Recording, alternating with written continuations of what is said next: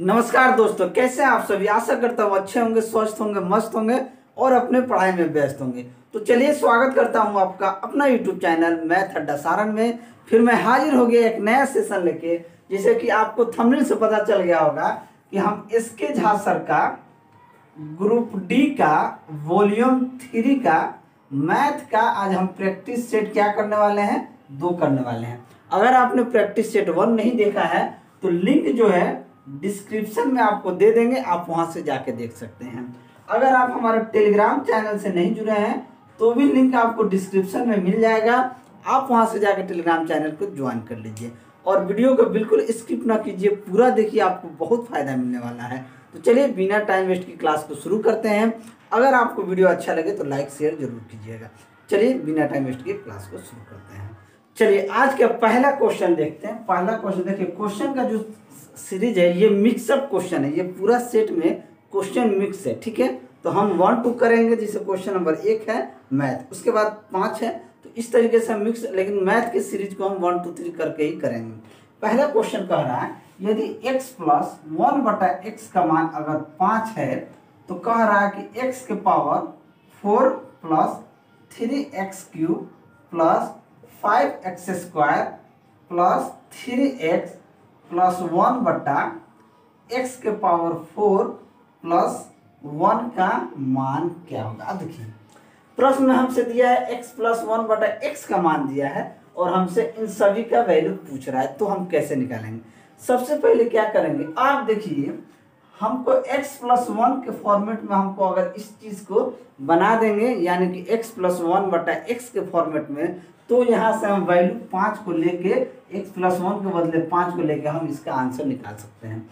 हम क्या करते हैं, x² से ऊपर नीचे यानी अंश और हर में भाग देते हैं। पहले x² से अंश व हर में भाग देने पर क्या प्राप्त होता है। देखिए अब x के पावर 4 में x² से भाग देंगे, 3x³ में x² से भाग देंगे, प्लस 5x² में x² से भाग देंगे, प्लस 3x में x² से भाग देंगे, प्लस 1/x² में इस तरीके से भाग देंगे। दूसरा चीज हम क्या करते हैं, इसके पावर x के पावर 4 बटे में x² से भाग दिए, प्लस 1/ ये आपका x² हो गया, ठीक है। अब देखिए जब इस फॉर्मेट को इसको इससे भाग देंगे तो हमारे पास क्या आएगा, यहाँ क्या हमारे पास प्राप्त होगा, x² प्राप्त होगा, यहाँ 3x प्राप्त होगा, यहाँ 5 प्राप्त होगा, यहाँ 3/x प्राप्त होगा और ये 1/x² प्राप्त होगा। अब देखिए यहाँ x² है, यहाँ 1/x², यानी इसको एक तरफ नीचे देख लेते हैं क्या हमारे पास प्राप्त होता है। यहाँ x² प्राप्त होगा, यहाँ 1/x² प्राप्त होगा, ये प्राप्त हुआ। अब देखिए हम क्या करते हैं, x² प्लस 1/x² को क्या कर रहे हैं, एक जगह रखेंगे। तो x² प्लस 1/x² को एक जगह करते हैं, फिर 3x प्लस 3x+ को एक जगह करते हैं। यहाँ से अगर 3 कॉमन ले लेंगे तो हमारे पास क्या बच जाएगा, x प्लस 1/x, और ये 5 जो है इसको हम इधर कर देते हैं। बटे में क्या बचा हमारे पास, x² प्लस 1/x²। अब देखिए वैल्यू देखिए, इन दोनों को देखिएगा, x² प्लस 1/x², अगर हम इसे कह दें a², इसे कह दें b², अगर a² प्लस b² का वैल्यू अगर हमसे बोला जाए निकालने के लिए तो हम कहेंगे a प्लस b का होल स्क्वायर माइनस का 2। बात समझिएगा, a² प्लस b² का वैल्यू हमको निकालने के लिए बोला जाएगा तो हम कहेंगे a प्लस b का होल स्क्वायर माइनस का 2ab। अब देखिए ये x² प्लस 1/x² है, तो इस फॉर्मेट में है तो हम कहेंगे a प्लस b का होल स्क्वायर, यानी x प्लस 1/x का होल स्क्वायर माइनस का 2 हो जाएगा, 2ab, यानी कि 2 गुना x गुना 1/x करेंगे तो x कट जाएगा, क्या आ जाएगा, यहाँ पे सिर्फ माइनस का 2 आएगा। बात को समझिएगा, आएगा कि नहीं आएगा, बिल्कुल आप कहिएगा आएगा, ठीक है। प्लस यहाँ 3 गुना x प्लस 1/x और प्लस में यहाँ 5 आ जाएगा। नीचे भी क्या आएगा, यही आएगा a प्लस b का होल स्क्वायर, यानी कि x प्लस 1/x का होल स्क्वायर माइनस का 2 आएगा। अब कुछ नहीं करना है।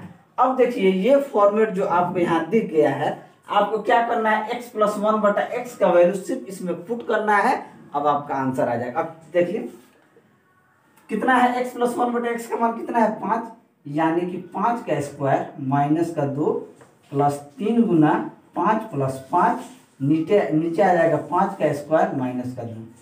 ये देखिए 50 25 माइनस 2 प्लस 5 15 5 20 कर दीजिए, नीचे हो जाएगा 25 माइनस 2 23, 25 और 20 कितना हो जाएगा 45 बट्टा 23, यानी कि इसका आंसर क्या आ जाएगा 45 बट्टा 23।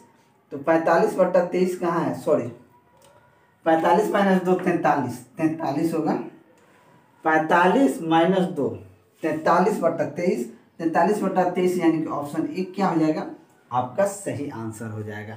अगर आपको ये समझ में अच्छे से आया होगा तो वीडियो को लाइक कीजिए, शेयर कीजिए और अपने इस भाई को सपोर्ट कीजिए।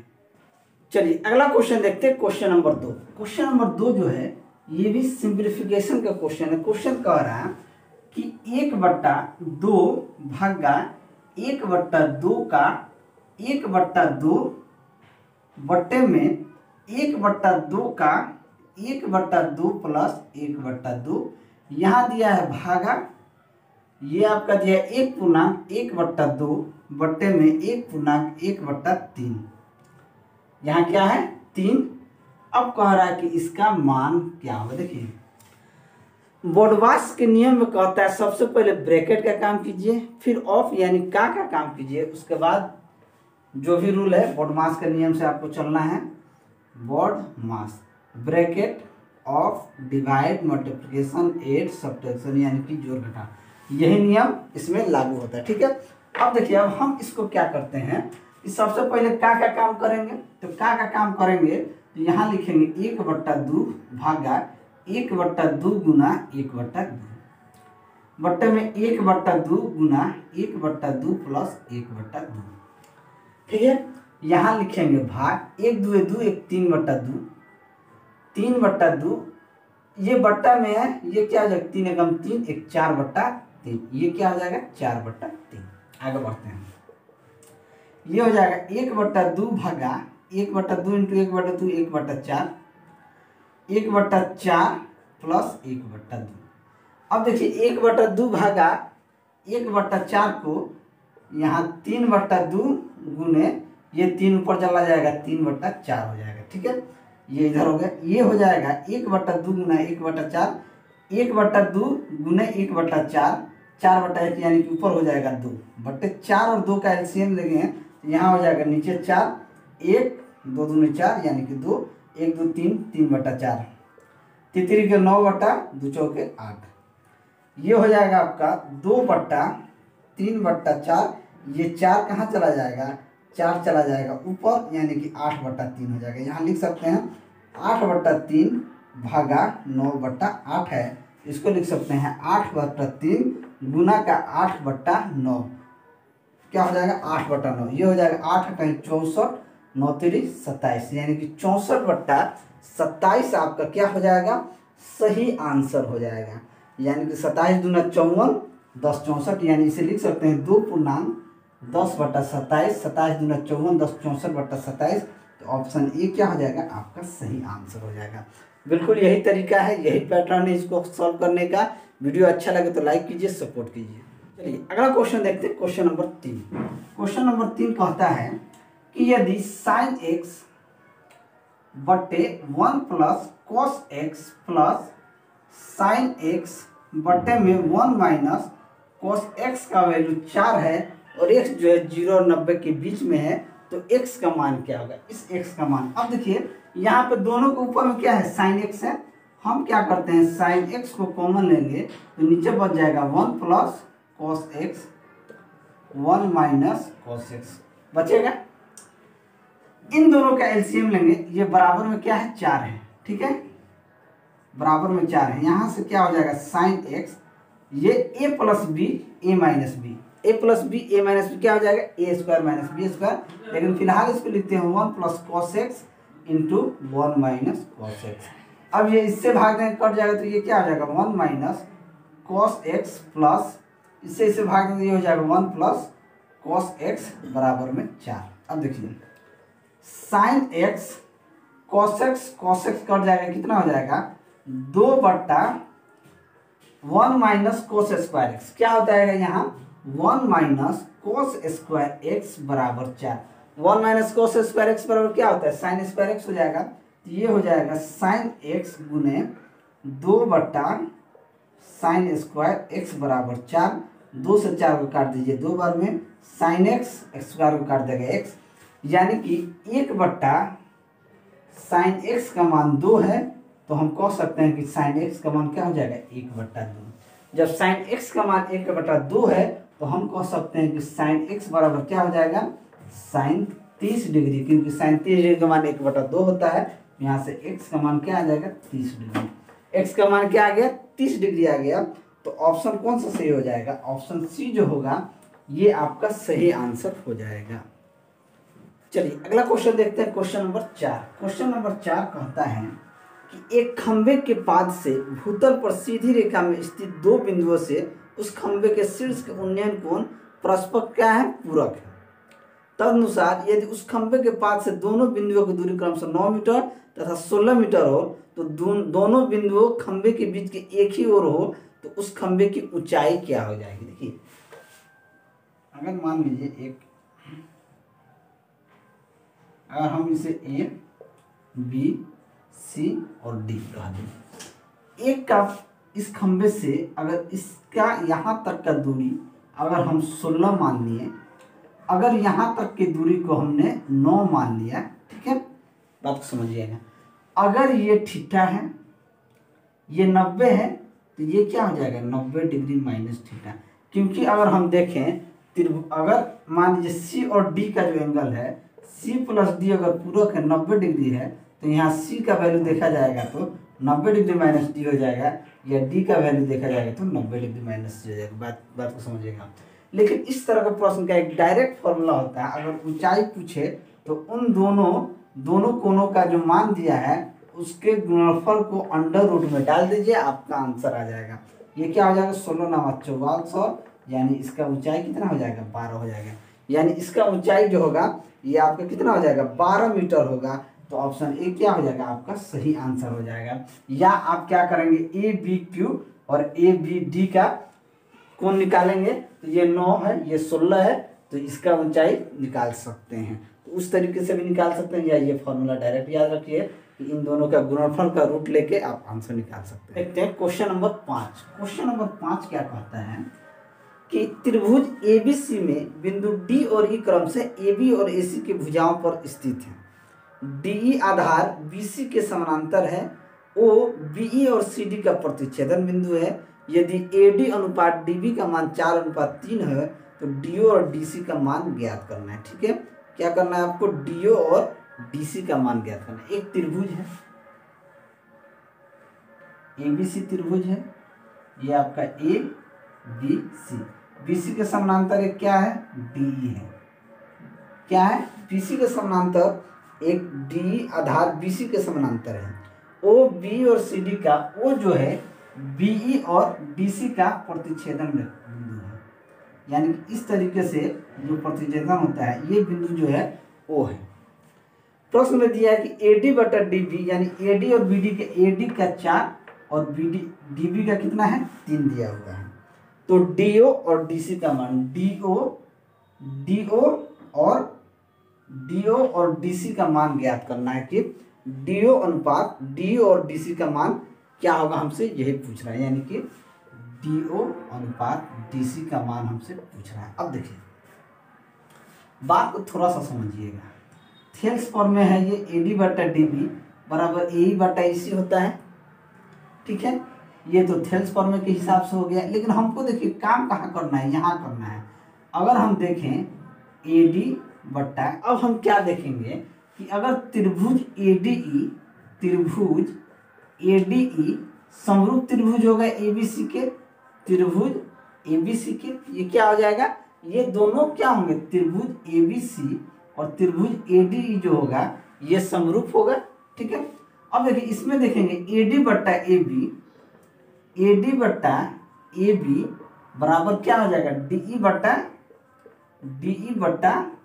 बी सी, यानी कि ये जो समानांतर रेखाएं हैं ये हो जाएगा। अब देखिए ए डी का मान हमारे पास कितना दिया है, तो 4, और ए बी का मान क्या हो जाएगा, देखिए ए बी का मान यहाँ से लेके यहाँ तक है, तो ये 4 है और ये 3 है, कितना हो जाएगा 7, यानी कि डी ई बट्टा बी सी का मान क्या हो जाएगा 7।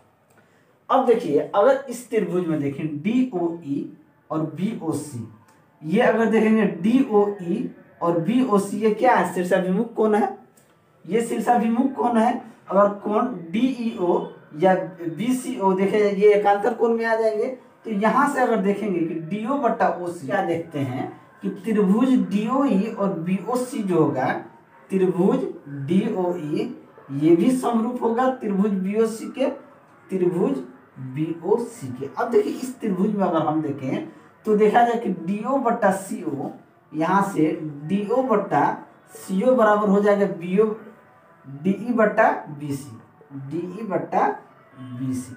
अब देखिए डी ई बट्टा बी सी का मान कितना 4/7 है, तो यहाँ से कह सकते हैं डी ओ बट्टा सी ओ बराबर 4/7। ठीक है, अब हम क्या करते हैं, अगर इसे प्लॉट देंगे तो ये हो जाएगा सी ओ बट्टा डी ओ बराबर क्या हो जाएगा 7/4। अब हम क्या करते हैं, दोनों तरफ अगर हम एक जोड़ देते हैं, दोनों तरफ अगर हम एक जोड़ देते हैं तो क्या हो जाएगा, ये 7 4 11/4 हो जाएगा, ये हो जाएगा डी ओ प्लस सी ओ बट्टा डी ओ बराबर 11/4। जब डी ओ प्लस सी ओ आ गया, डी ओ प्लस सी ओ यानी कि ये क्या हो जाएगा डी सी हो जाएगा, डी सी बट्टा डी ओ का मान कितना हो जाएगा 11/4। हमसे क्या पूछ रहा है, डी ओ अनुपात डी सी, डी ओ अनुपात डी सी क्या हो जाएगा, डी ओ अनुपात डी सी जो होगा ये 4/11 हो जाएगा, यानी कि 4/11, यानी कि ऑप्शन ए जो होगा ये आपका सही आंसर हो जाएगा। तो देखते हैं क्वेश्चन नंबर 6। क्वेश्चन नंबर 6 कहता है कि एक व्यक्ति ए से बी तक 60 किलोमीटर प्रति घंटा की गति से जाता है तथा बी से ए तक 40 किलोमीटर प्रति घंटा की गति से लौटता है, तो संपूर्ण यात्रा के लिए औसत गति क्या हो जाएगी। एवरेज स्पीड जो होता है ये होता है 2xy बटे में x प्लस वाई। अब देखिए किस चाल से जा रहा है, 60 की चाल से जा रहा है, 40 से आ रहा है, तो 60 प्लस 40 यानी कि 2 गुना 60 गुना 40 बटे ये हो जाएगा 100, 1 0 से 1 0, 1 0 से 1 0, 2 6 12 12 चौक 48, 48 किलोमीटर प्रति घंटा क्या हो जाएगा, उसका एवरेज स्पीड हो जाएगा। तो ऑप्शन बी जो होगा ये आपका सही आंसर हो। चलिए अगला क्वेश्चन देखते हैं, क्वेश्चन नंबर 7। क्वेश्चन नंबर 7 कहता है कि वह समांतर श्रेणी निकालिए जिसका 7वां पद तथा 13वां पद क्रमशः 34 और 64 है। T7 34 और T13 64 है। देखिए समांतर श्रेणी में अगर Tn निकाला जाता है तो ये होता है a plus n-1 into D. अब देखिए पहला का कितना है 34 है, T7 का अगर 34 है तो a प्लस ये क्या हो जाएगा 7 है, तो ये हो जाएगा 6d, ये इक्वेशन 1 होगा।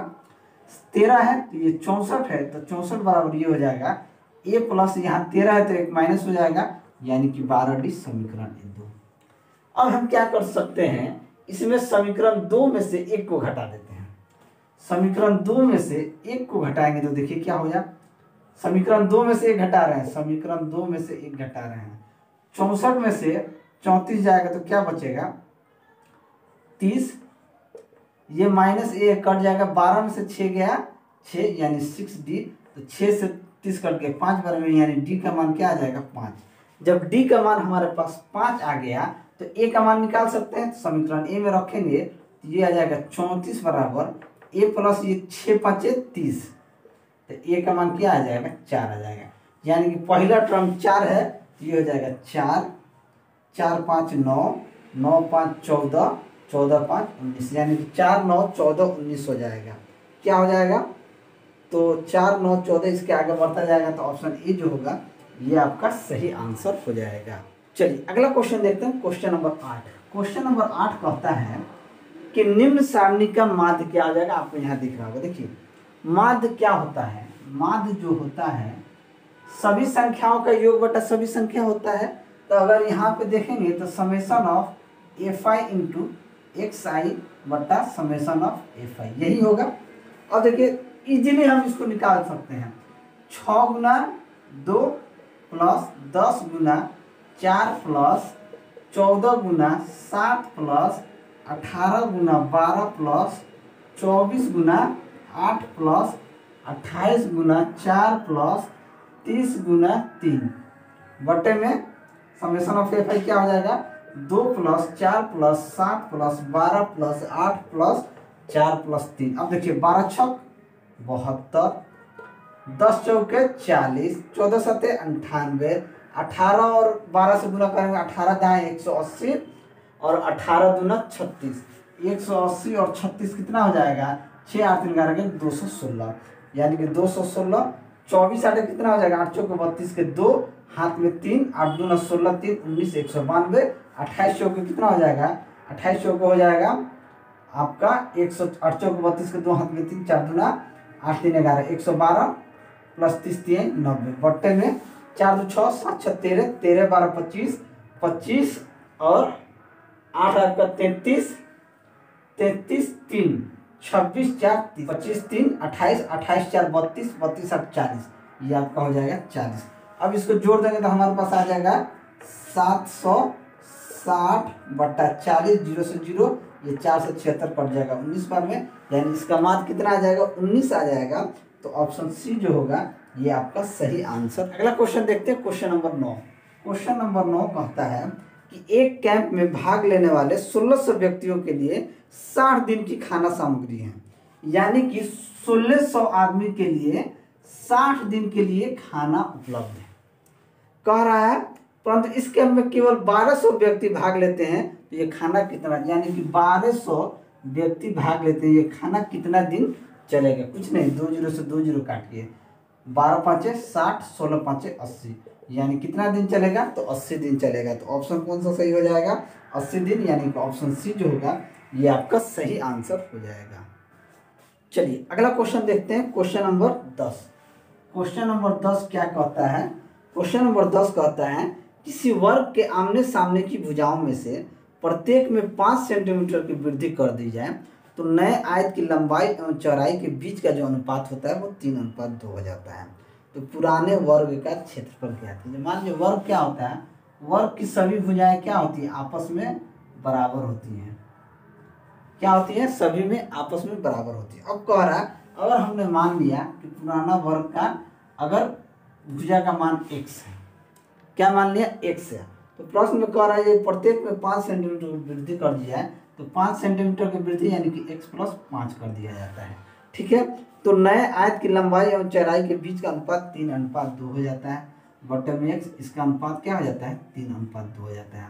ये आपका 2x + 10 बराबर ये आपका 3x हो जाएगा, यानी ये इधर चला जाएगा तो x का मान कितना आ जाएगा 10। तो कह रहा है कि वर्ग का क्षेत्रफल क्या होता है, वर्ग का क्षेत्रफल ज्ञात कीजिए। पुराना वाले का वर्ग का क्षेत्रफल क्या होता है, वर्ग का क्षेत्रफल होता है भुजा स्क्वायर, यानी कि अगर भुजा 10 है तो 10 का स्क्वायर क्या हो जाएगा यानी कि 100। कितना हो जाएगा 100 हो जाएगा। तो आपका आंसर क्या हो जाएगा ऑप्शन डी जो होगा 100 सेंटीमीटर सही आंसर हो जाएगा। चलिए अगला क्वेश्चन देखते हैं, क्वेश्चन नंबर 11। क्वेश्चन नंबर 11 कहता है कि धातु के बने एक बेलन के आधार की त्रिज्या जो है 3 सेंटीमीटर है तथा ऊंचाई 5 सेंटीमीटर है। इसे पिघलाकर शंकु बनाया गया जिनमें से प्रत्येक के आधार की त्रिज्या 1 mm तथा ऊंचाई 1 सेंटीमीटर है। इससे कितने शंकु बनाए जा सकते, बात को समझिएगा। यहाँ पे त्रिज्या 1 mm दिया है एक जगह। देखिए बेलन का जो आयतन होता है, बेलन का आयतन जो होता है ये होता है πr²h, ये हो जाएगा पाई। आर कितना दिया हुआ है, आर आपका कहाँ गया 3 सेंटीमीटर दिया है, ये हो जाएगा 3 का स्क्वायर। और एच आपको कितना दिया है ऊंचाई 5 सेंटीमीटर, ये सब सेंटीमीटर में दिया है 5। 3 का 9 5 45 पाई क्या आ जाएगा, बेलन का आयतन कितना यहाँ से आ गया 45 पाई आ गया। दूसरा कार्य जिनमें से प्रत्येक के आधार की त्रिज्या 1 mm है। 1 mm को अगर सेंटीमीटर में बदलें तो 1/10 सेंटीमीटर हम लिख सकते हैं। क्या लिख सकते हैं 1/10 सेंटीमीटर। ठीक है, अब हमसे यहाँ पे क्या दिया है, यहाँ पे दिया है शंकु का, पिघलाकर शंकु का आयतन बनाया जाता है जिसमें से आधार एक शंकु। शंकु का आयतन देखा जाए, शंकु का आयतन देखा जाए तो 1/3 पाई r स्क्वायर h, ये हो जाएगा 1/3 पाई। r कितना है तो 1/10 यानी कि 1/100, और h कितना है तो h आपका कितना दिया है 1 सेंटीमीटर, तो ये आपका 1 हो जाएगा, यानी ये हो जाएगा पाई/300। कितना हो गया पाई/300। तो ऐसे कितने शंकु बनाए जा सकते हैं। तो अभिष्ट शंकुओं की संख्या जो होगा ये आपका हो जाएगा 45 पाई गुना पाई/300। कितना हो जाएगा 300/पाई। ये क्या हो जाएगा 300/पाई। पाई पाई कट जाएगा, 45 दिया कितना होता है 135, यानी कि 13,500 शंकु बनाए जा सकते हैं। तो ऑप्शन डी जो होगा ये आपका सही आंसर हो जाएगा। अगला क्वेश्चन देखते हैं, क्वेश्चन नंबर 12। क्वेश्चन नंबर 12 कहता है कि एक 10 वर्ष के लड़के को अपने पिता से 50,000 रुपया प्राप्त हुआ। 10 वर्ष का लड़का है, इसे अपने पिता से 50,000 रुपया क्या हुआ प्राप्त हुआ। एक ट्रस्ट में जमा कर दिया गया। ट्रस्ट ने यह धन 4% वार्षिक साधारण ब्याज पर दिया। कितना दिया, रेट जो है 4% दिया, साधारण ब्याज पर दिया। ट्रस्ट 1200 रुपया प्रति वर्ष इस लड़के को देता है तथा ट्रस्ट को का खर्च 300 रुपया वार्षिक है। तो 18 वर्ष की आयु में उस लड़के को ट्रस्ट से कितना धन मिलेगा, बात को समझिएगा। 1200 रुपया ट्रस्ट इस लड़के को देता है प्लस 300 रुपया और इस लड़के को उस पर वार्षिक खर्च आता है।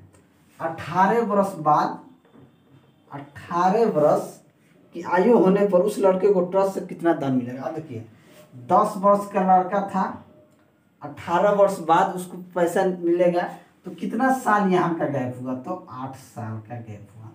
अब देखिए 8 साल के हिसाब से इसे 4% के हिसाब से 8 चौक 32 कितना परसेंट पैसा मिलेगा, 32% पैसा मिलेगा। अब देखिए 32% पैसा किस पे मिलेगा, साधारण ब्याज 32% जो है ये पैसा किस पे मिलेगा, तो 50% के हिसाब से मिलेगा। तो 32% अगर 50,000 का 32% अगर आप निकालते हैं, यहाँ से 32% निकालते हैं तो कितना हो जाएगा 32/100। 2 जीरो से 2 जीरो कट गया, 2 जीरो इधर आ गया, 5 दूनी 10 के जीरो, हाथ में 5 से 15 एक 16। यानी कि इस 50,000 के अलावा भी उस लड़के को 16,000 रुपया मिलेगा। तो टोटल उसे कितना रुपया मिलेगा, तो 16,000 प्लस 50,000 यानी कि 66,000 रुपया उसे मिलना चाहिए। लेकिन इसके अलावा भी कुछ कंडीशन दिया गया है कि 1200 रुपया लड़का को हर साल देता है और 300 रुपया हर साल उसका खर्चा अलग आता है। तो ये भी तो खर्चा है, यानी कि 1500 रुपया ये 8 साल तक तो ये इस पे खर्चा होता है। तो ये कितना हो जाएगा 15 × 8 12,000 रुपये, यानी कि ये 12,000 रुपया और भी खर्चा होगा। यानी कि 66,000 रुपया में से 12,000 अगर हम माइनस कर दें तो कितना रुपया उस लड़के को मिलेगा, तो 54,000 रुपया उस लड़के को मिलेगा। कितना मिलेगा 54,000 रुपया उस लड़के को मिलेगा। तो ऑप्शन आपका 54,000 ऑप्शन बी जो होगा ये आपका सही आंसर हो जाएगा। चलिए अगला क्वेश्चन देखते हैं, क्वेश्चन नंबर 13। क्वेश्चन नंबर 13 कहता है कि ताजे अंगूर में 80% पानी है। ताजा जो अंगूर है, ताजा अंगूर में 80% पानी, सूखा अंगूर में 10% पानी रहता है। 10% पानी रहता है। यदि सूखे अंगूर का वजन 250 किलो है तब वह ताज़ा था तो उसका कुल वजन कितना था। तो देखिए 250 किलो था, अगर सूखा अंगूर था, सूखे अंगूर का वजन 250 किलो है तो सूखा में कितना पानी है 10%। तो 10% पानी है तो यानी कि 90% ये सही है। तो ये क्या हो जाएगा 90/100, या यहाँ पे लिख सकते हैं ये कितना सही है, तो 90% सही है। दूसरा कह रहा है तो वो ताज़ा था तो हमको नहीं पता था इसका वजन कितना है, लेकिन उसमें कह रहा है कि जब ताज़ा था तो 80% पानी था। जब ताज़ा था तो 80% पानी था, यानी कि ये 20% क्या हो जाएगा सही होगा। तो एक परसेंटेज से परसेंटेज काट दीजिए, काम खत्म। एक जीरो से एक जीरो काट दीजिए, 2 से 250 को 125 बार में काट दीजिए, तो सूखा अंगूर में कितना पानी होगा? 9 5 45 के 5, हाथ में 4, 9 दूना 18, 4 22 के 2, हाथ में 2, 9 9 2 11, यानी वो कितना पानी कितना था जब सूखा था? तो 1125 किलो का था। यानी जब ताज़ा था तो कितना था? 1125 किलो। तो ऑप्शन सी क्या हो जाएगा? आपका सही आंसर हो जाएगा। अगला क्वेश्चन देखते हैं, क्वेश्चन नंबर 14। क्वेश्चन नंबर 14 कहता है कि 72 किलोमीटर प्रति घंटा की गति से जा रही रेलगाड़ी समांतर पटरी पर उसी दिशा में 54 किलोमीटर प्रति घंटा की गति से जा रही 192 मीटर लंबी रेल के पास पहुंच जाती है तथा इसे पूर्णतः 1.5 मिनट में पार कर जाती है। यदि दोनों गाड़ियों विपरीत दिशाओं में जा रही हों तो कितने समय में एक दूसरे को पार कर जाएंगी? तेज गति से जा रही रेलगाड़ी की लंबाई भी ज्ञात कीजिए। अब देखिए, बात को समझिएगा। दूरी डिस्टेंस बराबर क्या होता है? स्पीड इंटू टाइम, यानी कि दूरी बराबर होता है चाल गुना समय। यहाँ पे 2 केस होता है। जब एक ही दिशा में जाती है ट्रेन तो एक ही दिशा में जाएगी तो इन दोनों के चालों का अंतर हो जाता है। मान लीजिए एक 72 किलोमीटर प्रति घंटा से जा रही है, एक 54 किलोमीटर प्रति घंटा के चाल से जा रही है।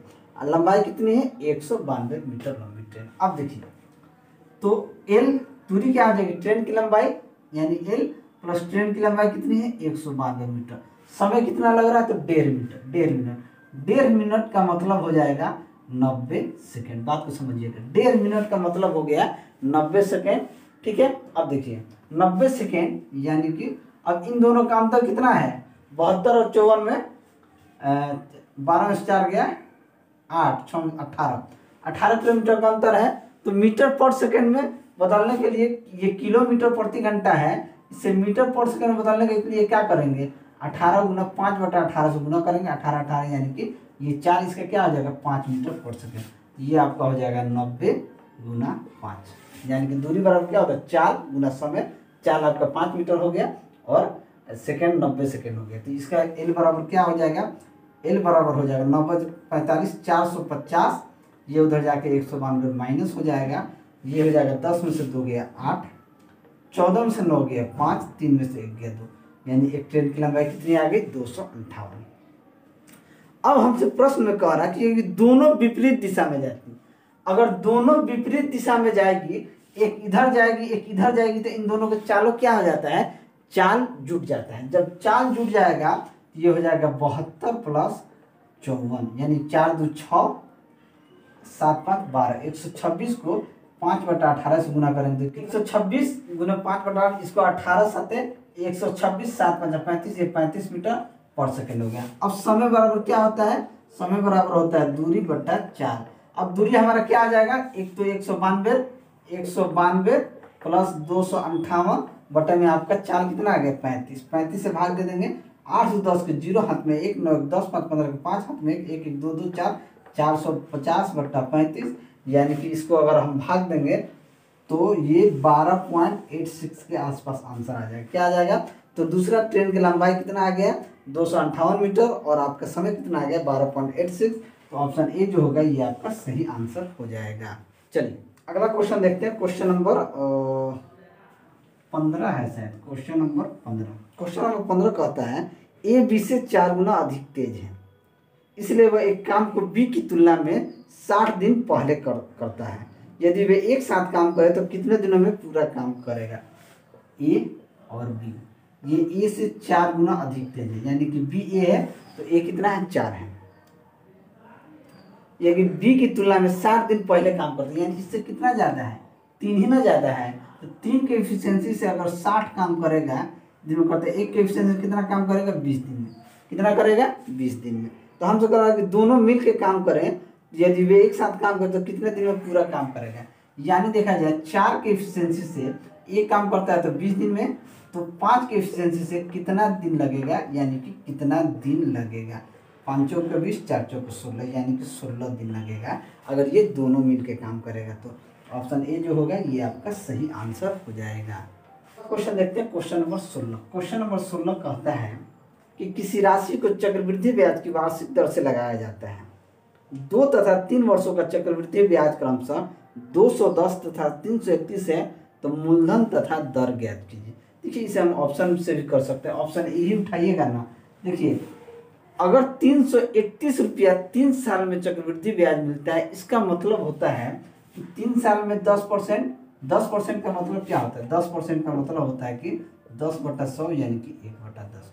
अगर प्रिंसिपल और अमाउंट का रेशियो देखा जाए तो ये 10 से 11 होगा, ये 10 से 11 होगा, ये 10 से 11 होगा 3 साल का।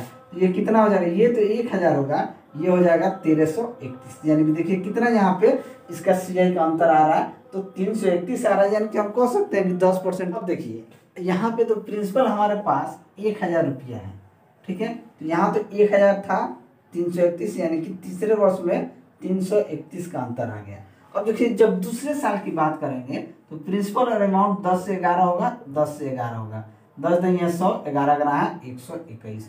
यानी कि इसको अगर हम 1000 करेंगे तो इसमें 10 से गुना करेंगे तो ये कितना हो जाएगा, 1000 हो जाएगा। तो इसमें भी 10 से गुना करेंगे तो ये कितना हो जाएगा, 1210 हो जाएगा। कितना हो जाएगा, 1210। अब देखिए इसमें कितना ज़्यादा है, तो 210 रुपये आता है। तो हम कह सकते हैं कि ऑप्शन ए ही आपका सही आंसर हो जाएगा।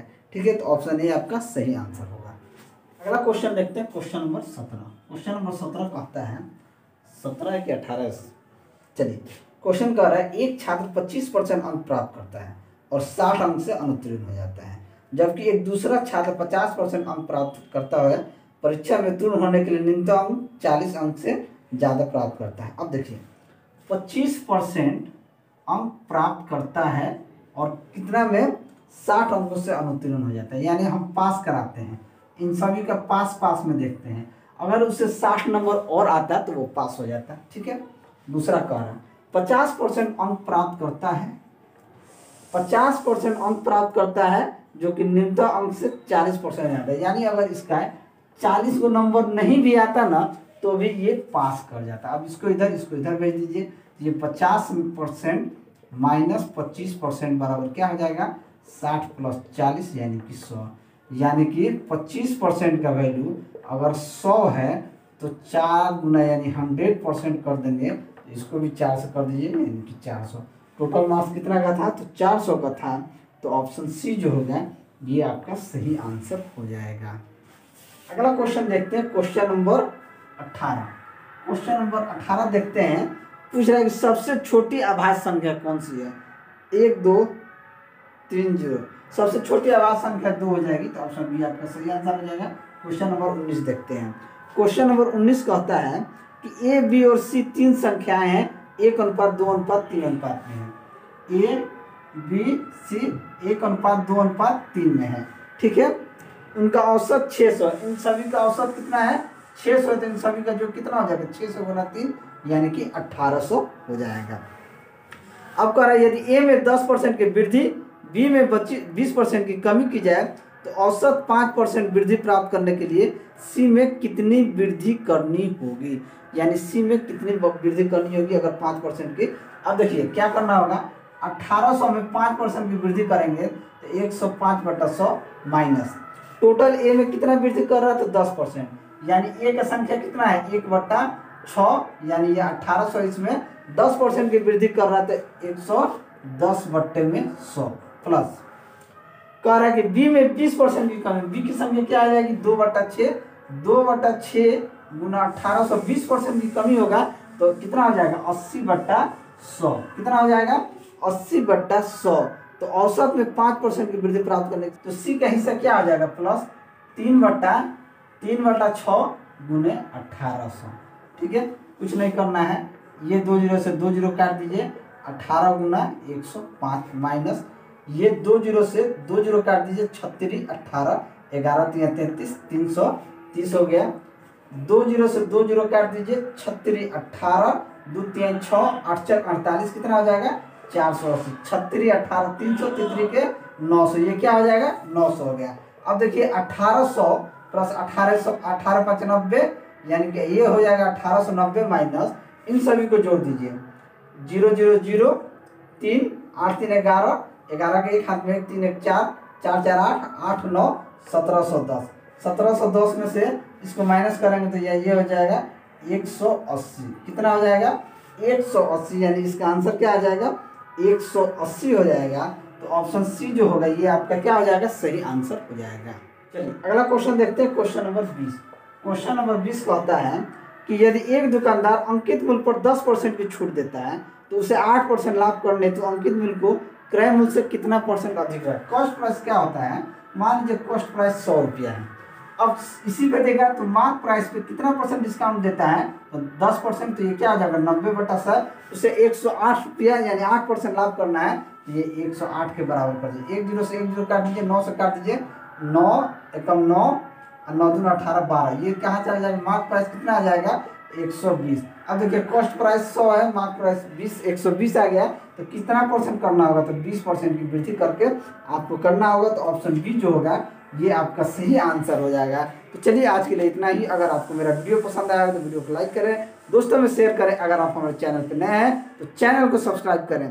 मैं ऐसे ही वीडियो लेकर आपके सामने हाजिर होता रहूँगा। चलिए मिलते हैं अगले वीडियो में, तब तक के लिए जय हिंद।